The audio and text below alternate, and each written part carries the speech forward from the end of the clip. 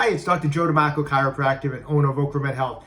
For those of you who don't know, we've recently converted my new book, A Fitness Carol, into an audio book. So what I'd like to do today for you is share with you chapter 1 of that audio book. And the fun part is the guy with the really bad Boston accent who says park the car at Harvard Yard is narrating the story for you. So you can hear this chapter 1 of A Fitness Carol narrated by yours truly. I hope you enjoy it. If you do, at the end of chapter 1, if you want to pick up a paperback edition or the audio edition, you can go to www.afitnesscarol.com, or you can go right to Amazon and pick up either edition. So I hope you enjoy it. Leave me some comments in the comments section down below. I'd love to know your feedback after listening to chapter 1. Have a great day, train hard, and I hope you enjoy chapter 1 of A Fitness Carol. Chapter 1, Jay's Ghost. Before I start my story, let me make one important fact perfectly clear. Jay Cobb was dead. I'm talking dead of the winter, dead wood, dead duck, dead end, dead beat, dead. And I am dead serious. This must be 100% understood, or nothing can be learnt from this story that I'm about to tell you. I was partners for many years with Jay. We were best friends, as were our wives.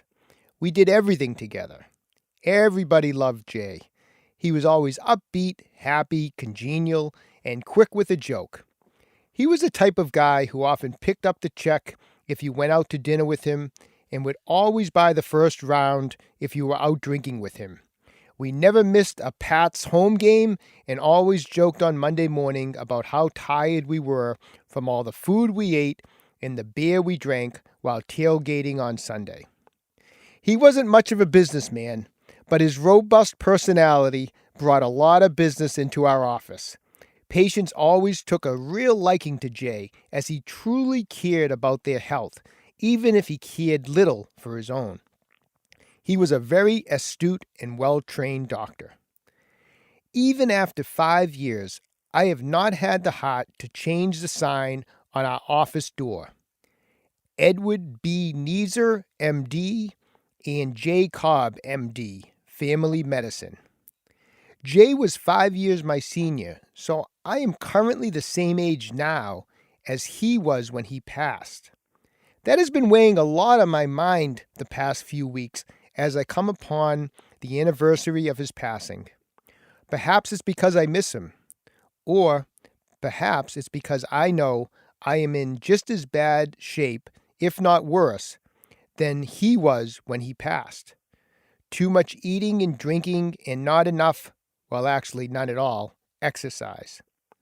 Who has the time to exercise? I certainly do not. I'm always rushing around. As a result, I always have pretty bad eating habits. I often grab food whenever and wherever I can. Quick run for food at a drive-through window. If I don't get a chance to eat much during the day, then I make up for it at night. I certainly make up for it at night.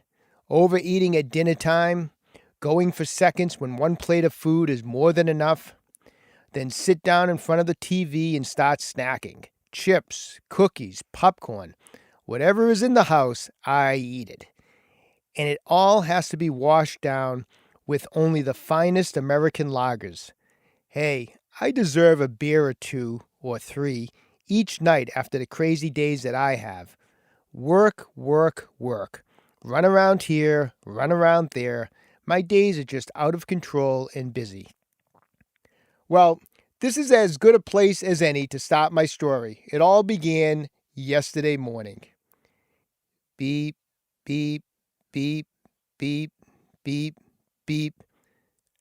It can't be 5:30 a.m. yet. I feel like I just fell asleep. It's still dark outside. Ugh. I reach over and shut my phone alarm off. The light starts to shine through my bedroom windows, and the warm glare on my face wakes me up. I look at my phone. What felt like a minute was actually 45. 6:15. Darn it. Usually my wife's alarm goes off right after mine, and that wakes me up. However, she went out of town with the kids to visit relatives for a few days. I dragged myself out of bed. with the first foot on the ground, I can already feel my back starting to hurt. It's been sore for weeks. Well, actually months. Well, okay, actually years. Some days it hurts worse than others. Not sure if it feels okay some days, or maybe I don't notice it on certain days because my knees also hurt like hell, my neck is stiff, I usually have a headache, and my plantar fasciitis has been acting up recently. I also deal with some occasional gout, so some days my back pain is the least of my worries. I take a quick shower and get dressed. Quick look in the mirror. My once thick, dark hair is mostly gray and not all that thick anymore. I've been using the comb-over hair technique lately, which certainly isn't a good look for me. Just ask my wife. She hates it. Ha ha. I debate about changing my shirt as I can see it's a little tight around the midsection. Looks like one of the shirt buttons is going to pop at any moment. Don't have time for that, though. Quick look in the refrigerator and grab the first thing that looks edible. Yup, it's the other half of last night's meatball sub. I take 2 huge bites, wrap it back up, place it back into the refrigerator, and head out the door with my mouth full. It's only 6:28, haha. I'm like a magician getting out of the house in the morning. It's a little cold this morning. Late October on Cape Ann can be quite chilly, but usually still warms up to the 50s and 60s by lunch. Beautiful time of year around here. This year in particular, the colors of the leaves are fabulous. The oranges, reds, yellows, just incredible. Luckily, my office is only about 15 minutes from my house. 20 if you include my morning stop at Dunk's to pick up a large regular coffee and a dozen assorted donuts. Most mornings, I like to show up to the office with extra donuts for everyone. Yeah, I know. I'm a great boss. I get to my office, grab my briefcase, coffee, and box of donuts, and head up the 10 steps to my office door. I feel the back and knees on every step I take. Heart is racing, and my breathing is a little heavy. Well, a lot heavy, let's face facts. Hey, I'm not 19 anymore. I'm 57, married, 3 kids, and a busy office to run. I might be a little out of shape. Okay, again, let's face facts. A lot out of shape. But I also own a beautiful home, drive a fancy car, and by this time next month, will be the proud owner of a beautiful lake house in New Hampshire. I may not be fit, but I'm successful. Isn't that the most important thing? I get into my office and my staff is already there. Well, at least they're capable of getting to work on time. The jokes start immediately. Hey, Doc, get stuck behind that same school bus again this morning? Well, he's late, but at least he remembered the donuts. Hey, was the sun in your eyes again, Doc? You missed that exit on Route 95? Ha, ha, ha. You guys kill me. You're all such great comedians. I'm laughing so hard that I might forget to leave these donuts over here at the front desk and just take them all into my office. As I walk by, I drop the box of donuts at the front desk, head to my office. I look over my shoulder and smirk as I see the staff attack the donuts like a group of sharks who just saw a seal dive into the ocean in front of them. It's fine. We have a busy day, and it's good that the staff will be all sugared up. That is, everyone except my physician's assistant, Robert. Without fail, our office health and exercise nut has to make a comment every time someone comes in with something yummy to eat. Sure. Enjoy the sugar rush for the next 20 minutes, but you'll all be sorry in an hour or so when your sugar levels come crashing down like a rock. Hey, Robert, let us enjoy our donuts, please, I reply. Listen up, everyone. Tomorrow, Robert is bringing in treats for everyone, I announce to the staff. Yup, celery and carrot sticks for everybody. With that, I walk into my office to the sound of the office staff laughing. I can hear them teasing Robert as I close my door. Oh, how he annoys me. He doesn't have an ounce of fat on his body. I don't even know how old he is. Maybe 40 or so. Who knows? Eats right, works out all the time, doesn't drink, doesn't smoke, blah, blah, blah. And the worst part is, he's nice. Like, he's always trying to help everyone around the office, including me, to be healthier. Just shut up and let me be.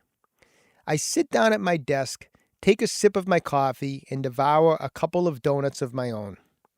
I do all that so I can put on a smiling face by 7 a.m. when the patients start coming in. Most mornings it's tough. Real tough, actually. I don't enjoy what I do and don't know why I do this for a living. Family medicine? Really? One sick person after the next complaining to me about all their ailments and ass aches. Complaining and complaining. After all these years, I just can't take the complaining anymore. Good morning, Uncle! I look up, and there he is. This morning can't get any worse. How the hell did he get into my office? I didn't even hear him walk in. Standing in front of my desk is my pain-in-the-ass nephew. As usual, in his full workout attire. Doesn't this guy own a pair of dress pants and a shirt? He's always dressed like he is either heading to the gym or leaving the gym. I should mention that he's not really my nephew. He's Jay's son, but has always called me Uncle Ed. I love the kid, don't get me wrong, but he's annoying as hell. Robert and him should go into business together, open a store. Pains in the ass are us. My nephew is fresh out of college with a degree in exercise science, whatever the hell that means, and it seems like his only ambition in life is to lift weights and exercise. Please, Jimmy, not this morning. What, Uncle? I just stopped by your office to say hello, he replies. You never stop here to just say hello. You stop by here to talk to me about exercising. You ask me if I want to go to the gym with you later, to see if I want to go for a run later. I mean, are you trying to kill me? Just the opposite, Uncle. I'm trying to help you. Please, this has not been a good morning, Jimmy. So in regards to exercising today, I just have one word for you. Humbug. Exercise a humbug, Uncle? Said Jimmy. You don't mean that, I'm sure. I do mean that. Sure, you exercise all day, you lift weights, perform calisthenics, and run every day. Why work out so much? You're healthy enough. Well, I can say the same to you, Uncle. You don't exercise at all. You do nothing to stay healthy. You are, with all due respect, overweight. So why not work out? You're unhealthy enough. This kid should go into politics. He has an answer for everything. I'm really getting aggravated at this point, but I try to remain calm. Please, Jimmy, I'm busy. I'm about to start seeing patients. Don't be upset with me, Uncle. I'm not upset, I reply in an upset tone, but it's hard not to be. With all the important things that have to be done each and every day, there are people like you walking around. Not a care in the world just as long as you can get to the gym every day. Well, nephew, my life is different from yours. I have bills to pay. I have a family to support. I don't have time to exercise. I don't have time to pamper myself. Now I'm really starting to lose my temper as I continue to talk. If I had it my way, every idiot who talks about going to the gym to get fit and healthy should be tied to a treadmill that never stops and buried with a barbell through their heart. Uncle, surely you jest. Jimmy, just please take care of your body in your way and let me take care of my body in my way. Take care of your body, but you don't take care of your body at all, and neither did my father. I don't have to tell you what happened to him 5 years ago on this very day. Please, just leave me alone today. What good has exercise ever done you? Can you answer me that? It does me a world of good, Uncle. I wake up every day feeling awesome. I have boundless energy during the day. It keeps my mind clear and always in a positive frame. Plus, it's good for me. Numerous studies show the many health benefits of exercise. I'm young now, but someday I'll be an old man like you, Jimmy jokingly adds. And I want to be healthy when I'm your age. I want to be able to run with my kids and enjoy life. My father thought exactly like you, and where did it get him? Dead at 57 from a heart attack. You are such your father's son. He could ramble on and on about any subject. I always told him he should have gone into politics instead of being a doctor. Don't be mad at me, Uncle. Come to the gym with me today. I'll come back after you finish seeing patients. We'll go to the gym, get a workout in, and then I'll buy you lunch. How does that sound? Have a good day, Jimmy. Please, Uncle. It's the anniversary of my dad's passing. Let's get together later. Have a good day, Jimmy. Fine, Uncle. Maybe some other time. Have a good day, too. And with that, Jimmy exits my office. As he passes Robert, I can hear them converse briefly. Hey, Robert, how you and the family? I'll see you Sunday at the 5K in Gloucester. Definitely, Jimmy. Been looking forward to it all week. Oh my gosh, the two of them. 2 peas in a pod. Did someone come by last night and install a revolving door to my office? No sooner has my nephew left my office than 2 middle-aged men in suits come walking in. I definitely need to have a talk with my front desk employees. Do I have the pleasure of talking to Dr. Neeser or Dr. Cobb? Asked one of the fellows. Dr. Cobb has been dead 5 years this very day, I reply in an agitated tone. Oh, I'm very sorry to hear that. We saw both names on the sign outside, and... Please, gentlemen, I'm a very busy man and about to start my morning. Just cut right to the chase. What can I do for you today? We represent a group of local citizens who want to raise money to buy and install a calisthenic park in your town. Therefore, we are going around to all of the local businesses and asking for your generous support. We have heard from many of your fellow business owners that you have been quite generous over the years in regards to local charities. So we are really excited to finally have a chance to talk to you. These guys are more out of shape than I am. I'm going to go out on a limb here, but I'm pretty sure neither one of these two have seen or been to a calisthenic park in their entire lives. The two of you don't look familiar. Do you live in town? I ask. No, Dr. Neeser, replies the shorter, stockier gentleman. Our company was hired by the group of local citizens to raise the needed funds for the project. Where does this group of local citizens plan on building this calisthenic park? Off the top of my head, I can't think of any available site in town where this project could be constructed. The taller gentleman with long skinny legs and a protruding midsection answers. Are you familiar with the large lot of land across the street from the YMCA? It's owned by Dr. Rogan, the chiropractor in your town. He has generously offered to donate the parcel of land to the town for this project. Perhaps you know him? Oh, yes, I know Joe. He's a good guy. I've never dealt with him on a professional level, but know him through the Chamber of Commerce and the Rotary. Well, that's awfully generous of him to donate that land. So as you can see, replies the short fellow, we have the land. All we need now is money for the equipment and installation. Don't forget the upkeep. That calisthenic park isn't going to mow its own lawn or fix its own equipment. It's going to require money every year to maintain it. Yes, the short fellow replies. We have anticipated the yearly cost to maintain the park and plan on fundraisers throughout the year. So an endless money pit, I muttered to myself under my breath. What was that, Dr. Neeser? Asked the tall fellow. Oh, I say, such a tremendous fun way to stay fit.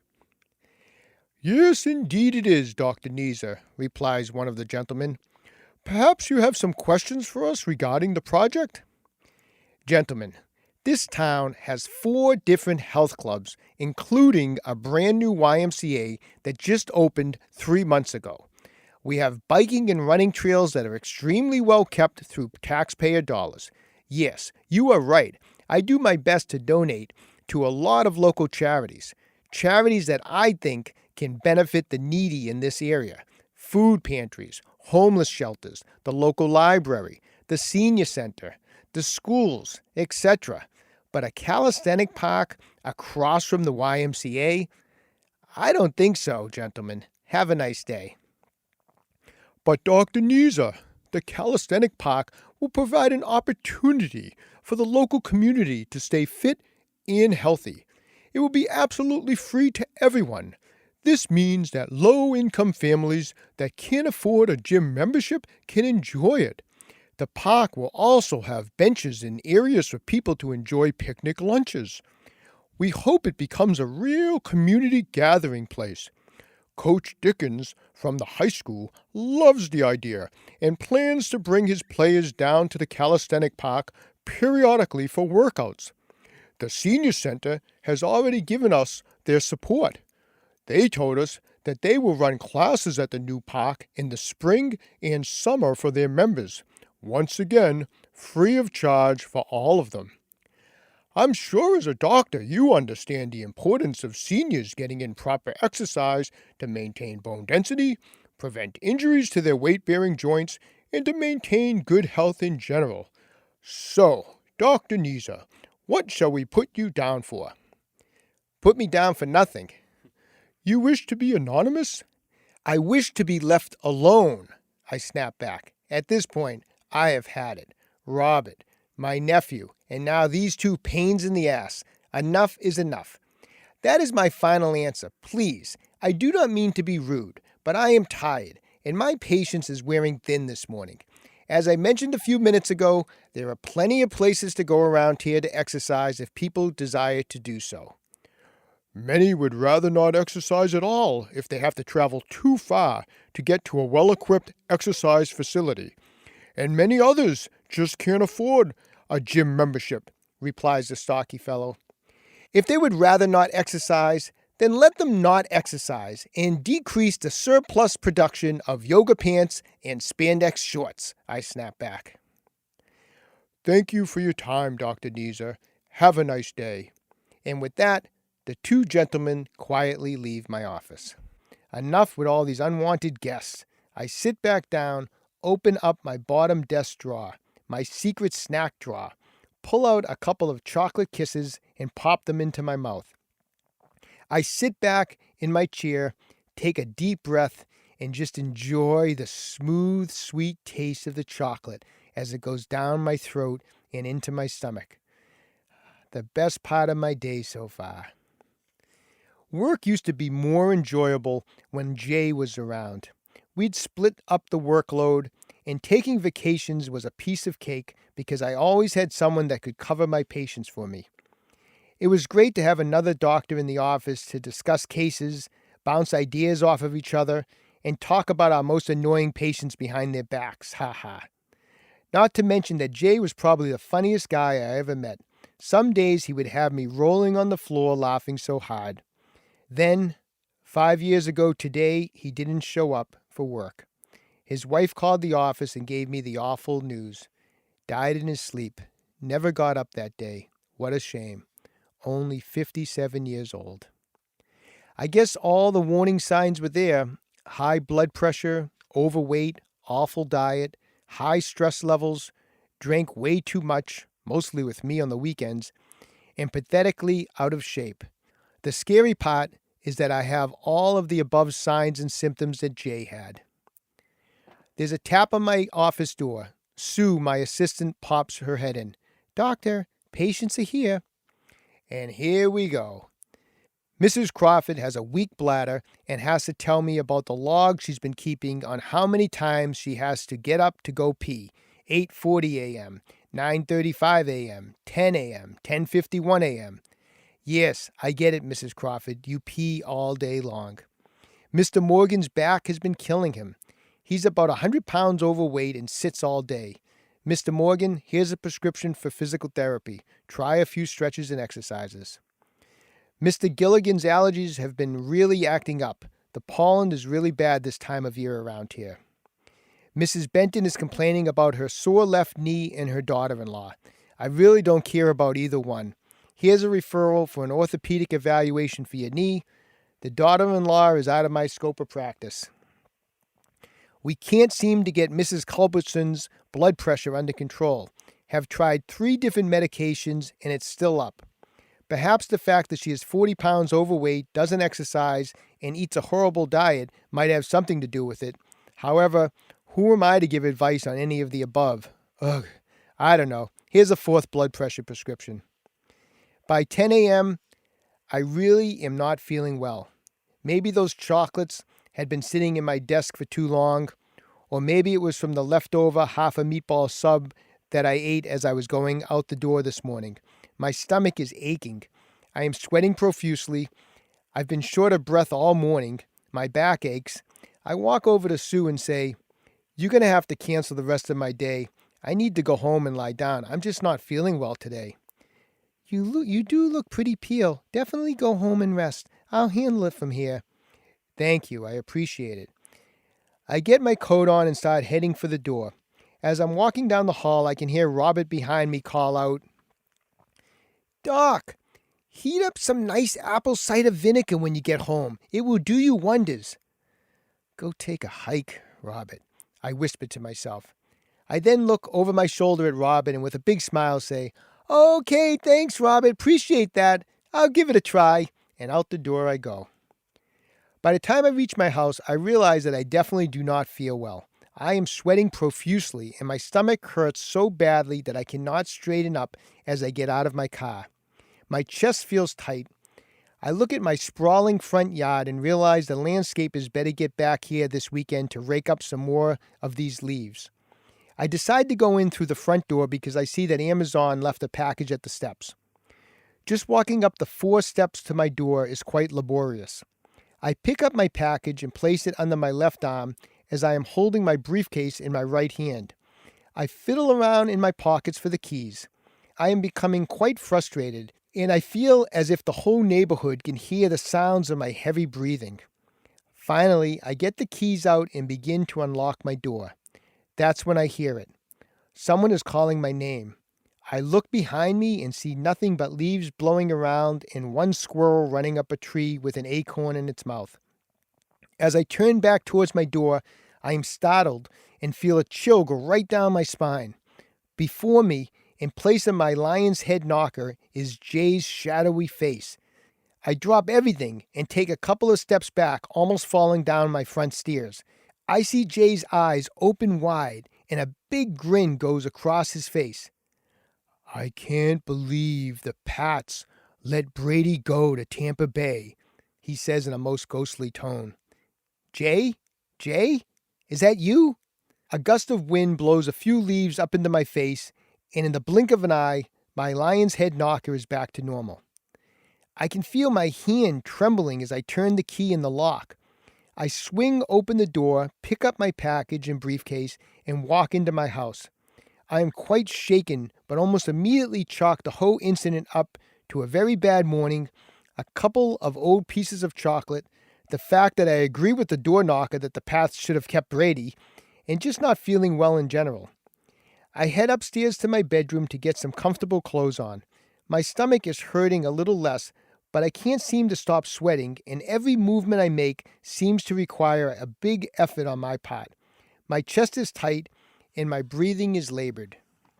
I go back downstairs and head into the kitchen. I might not feel that great, but I am certainly hungry. I put on a pot of coffee and grab some eggs and bacon out of the refrigerator. A good mid-morning brunch always calms the nerves. When I am done cooking, I take my meal into my living room. This is by far the most relaxing room in the house. When I had my home built 3 years ago, I made sure that the living room was extra large with a breathtakingly high cathedral ceiling. I have a big fireplace with a beautiful mantel that looks incredible when we decorate it at Christmas time. Above the mantel and around the room are family pictures and some various artwork. A couple large bookcases hold a whole slew of books that I have read over the years. I keep this room absolutely immaculate. Never an object out of place and never the slightest hint of dust anywhere. Immaculate. Just the way I like it. A huge wraparound couch with a recliner on each end graces the room.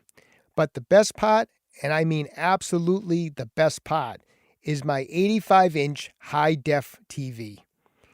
Hanging out in this room is like paradise to me. If anything will make me feel better today, it will be relaxing in my living room for a few hours. I place my food on the coffee table and sit back on my sofa. I turn on the TV and begin eating my breakfast. As I devour my food, I realize that I'm actually starting to feel worse, not better. The hot coffee probably wasn't the greatest idea, as I am sweating right through my sweatshirt. My stomach ache is definitely hurting more. I stop eating and just slouch back into my couch, take a deep breath, and close my eyes. My eyes snap open quickly as I am startled by a loud noise which appears to be coming from above the fireplace. I listen for the sound again, but nothing. I decide to get up and take the remains of my breakfast into the kitchen and place the dish on my counter. I can hear the noise again above my fireplace and quickly head back to my living room. The sound starts getting louder as if something is stuck in my chimney. Bang, bang, bang. There is a pounding coming from above the fireplace. Something is definitely stuck in the chimney. I begin to hear what sounds like a moaning for help. It's all getting louder and louder. Bang, bang, bang. The room starts to shake. Books coming off the bookshelves. The floor is vibrating under my feet. My TV is rattling. Oh no, my TV! Don't fall, my beloved TV.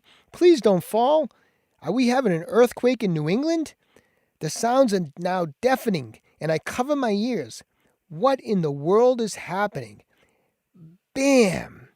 There's an incredible explosion of the fireplace. I dive down onto the floor as fast as I can. I really don't remember much after that, as I must have passed out. I'm not sure how much time has passed, but I eventually come to. I slowly pull myself up from the ground using the coffee table and couch. I have this really weird sensation that there is someone there helping me to get up, but I don't see anyone. I dust myself off the best I can and sit down on the couch for a second. My head is still ringing from the explosion and I feel nauseous. The room is still smoky and full of debris. What an absolute mess. I can see the fireplace and the wall above it are totally destroyed. My room, my beautiful room is destroyed. Books everywhere. Pieces of sheetrock and bricks everywhere. Oh my goodness, my beautiful TV is shattered and lying on the ground, never to show me another high-def baseball game from Fenway Park ever again. Now I'm no longer scared. I'm just plain mad.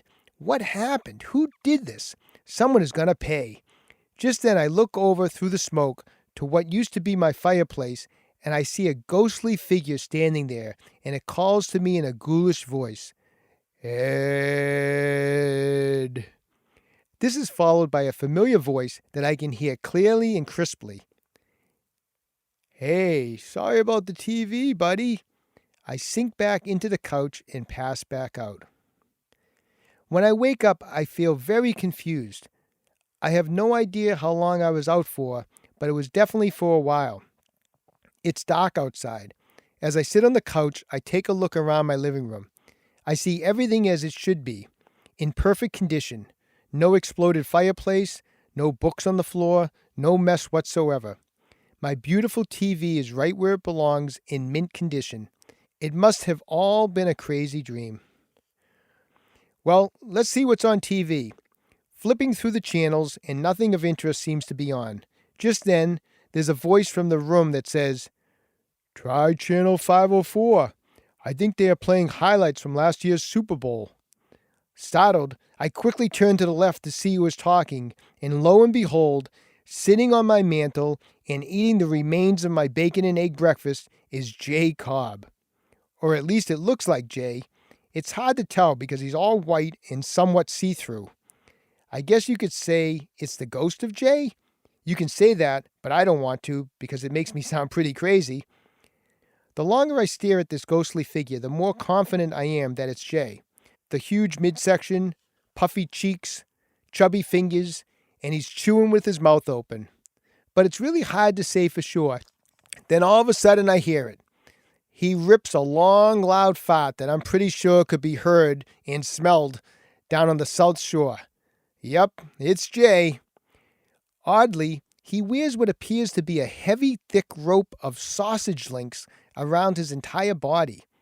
The sausage links are around his body, but there are so many of them that they actually are piled up in a stack next to him. Hanging off the rope of sausage links are hundreds of weird-looking items. I can't seem to make them all out, but I can definitely distinguish what many of them are. Cans of beer, packages of cigarettes, huge donuts, I'm guessing sugar glazed, those were Jay's favorites, pork tenderloins, filet mignon, strips of bacon. Okay, this is starting to get pretty gross. Chocolate bars, bags of potato chips, and what appears to be other various assortments of food. Jay, is that you? I say nervously. You look good, my friend. What's it been, 5 years? Hey, that's my breakfast, by the way, that you're chowing down. You think you could leave me a bite? I was saving it for later. Jay puts my breakfast down on the mantel, looks at me and says, Ed, you fat bastard. Looks like you put on another 40 pounds since I died. I suck in my gut as hard as I can and give a muffled reply while holding my breath. No, I don't think so. Maybe 5? A long exhale follows as my gut comes tumbling out over my pants. This causes Jay to burst out in loud laughter that echoes throughout my house and shakes the room, even knocking a few books out of my bookcase. Sure, I'm sorry. What do I know? I'm dead. Ha ha ha ha. Again, this loud voice shakes the room. Jay, may I ask what you are doing here? Or maybe you're not here. I don't even know. Last I remember, my room exploded and I passed out on the couch. What do you want with me? Much, replied Jay. By the way, that's really gross, I say as I watch Jay chomp on one of the pork tenderloins that are dangling from his long rope of sausage links. Is that thing even cooked? Yuck, I think I'm going to be sick. Jay doesn't say a word, so I continue. You must be a hallucination brought on by maybe some bad cream in my coffee this morning. I thought it tasted a little funny. Or I know. It was the leftover meatball sub that I ate this morning. It must have gone bad overnight in the refrigerator. I got it. It was the steel chocolate kisses that I ate in my office earlier. That's it. You're a bad piece of chocolate. That's all you are. Steel chocolate. Quiet! And with that, Jay rises from the mantel and is floating above it. The room shakes like crazy and all the books fall off the shelves. Quiet! Oh my God, he's choking on the pork tenderloin. Am I going to have to give CPR to a ghost? Can you give CPR to a ghost? With one final cough, the chunk of pork comes flying out of his mouth and heads right at me. So gross. Just misses my head by an inch. Now I'm really going to be sick. Jay crashes down onto the mantel and bounces off onto the floor. I can't see him now because he's landed behind the other end of my huge wraparound sofa. Jay, are you okay? I run over to him on the other side of the sofa where he has landed. He's not there. I look around the room and nothing. In fact, everything is perfectly in place. The books are back on the bookshelves. I turn around and take a look around my room and everything is perfect. I must still be on the sofa, passed out and just having a bad dream. Honestly, I don't know what's going on. I walk back to the sofa, sit down, and take a deep breath. So glad the craziness is over. My eyes look up. Oh my goodness, I scream. There is Jay, standing in front of my coffee table with a big smile on his face. I'm not done with you yet, Ed. He laughs. Now his tone changes and becomes more serious. Ed, you are headed down the same path that brought about my untimely demise 5 years ago. You're overweight, your cholesterol is too high, your blood pressure is through the roof, you eat too much, you drink too much, you don't exercise.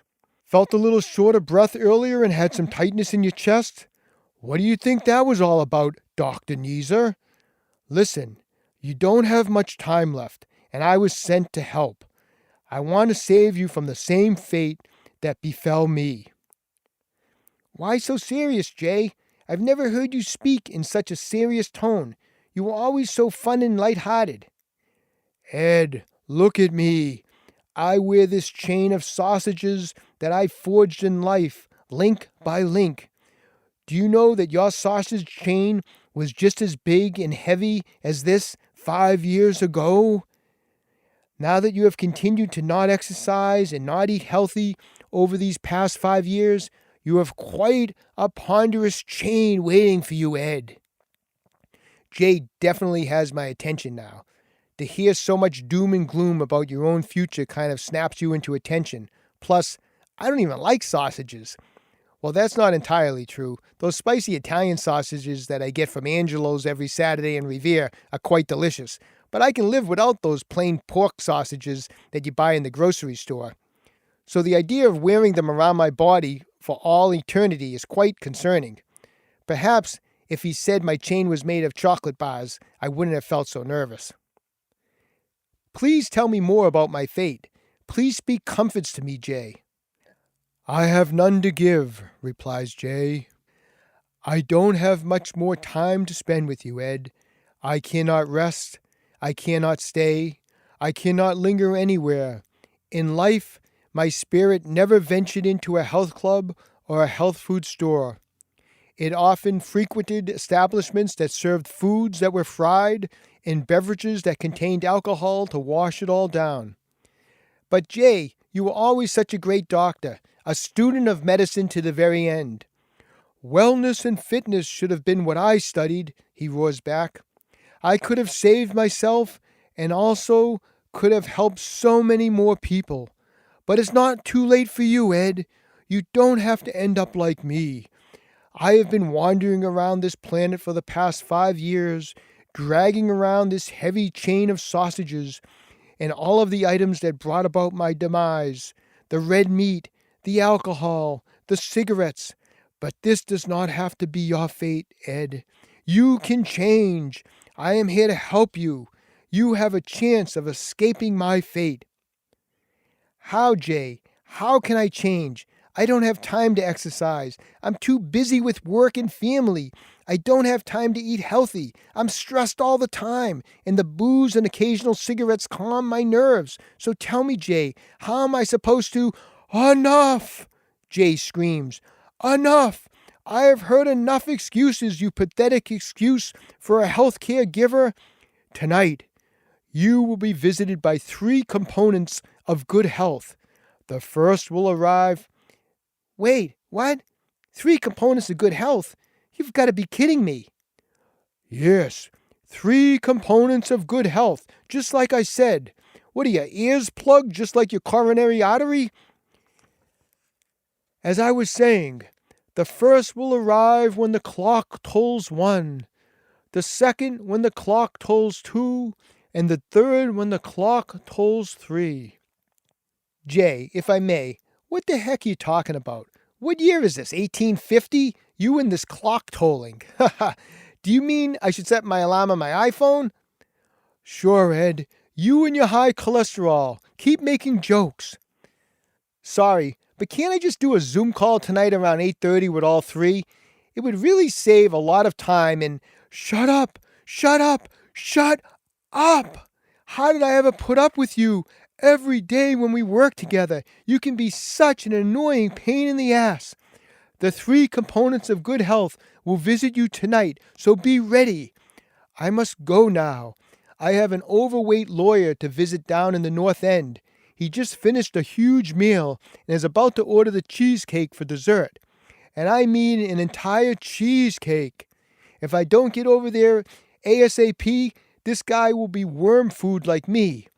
Good luck, Ed. Good luck.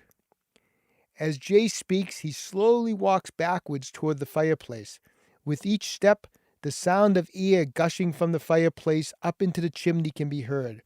Upon reaching the fireplace, Jay places 1 foot into it and then the other. He crouches down and then whooshes away like a cloud of smoke up the chimney.